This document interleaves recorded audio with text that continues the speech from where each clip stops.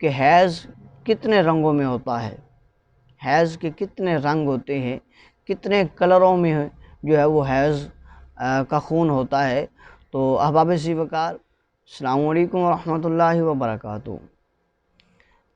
امید کرتا ہوں کہ تمام احباب بفضل خدا اور بکرم مصطفیٰ صلی اللہ علیہ وسلم آپ خیریت سے ہوں گے۔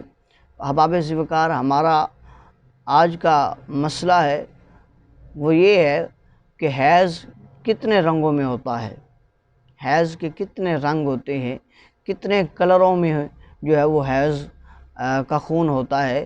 تو احباب ذی وقار، حیض کے 6 رنگ ہیں، 6 رنگ سے جب وہ خون آئے گا تو اس کو جو ہے وہ حیض کہیں گے۔ حیض کے 6 کلر کون کون سے ہیں؟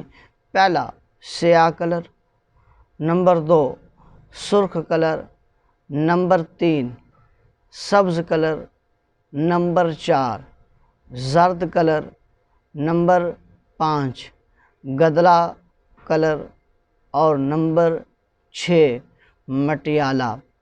اور یہ یاد رہے کہ عورت کے اگلے مقام سے جو رطوبت، جسے لکوریا کہتے ہیں، نکلتی ہے وہ حیض نہیں ہے۔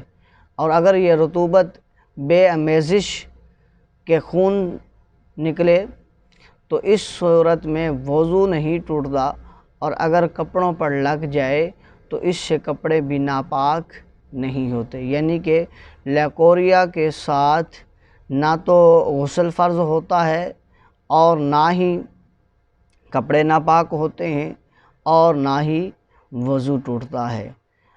اور نفاس حیض کے بارے میں آپ سب کو پتہ چل گیا کہ حیض کے خون کا کلر جو ہے وہ 6 طرح کا ہوتا ہے۔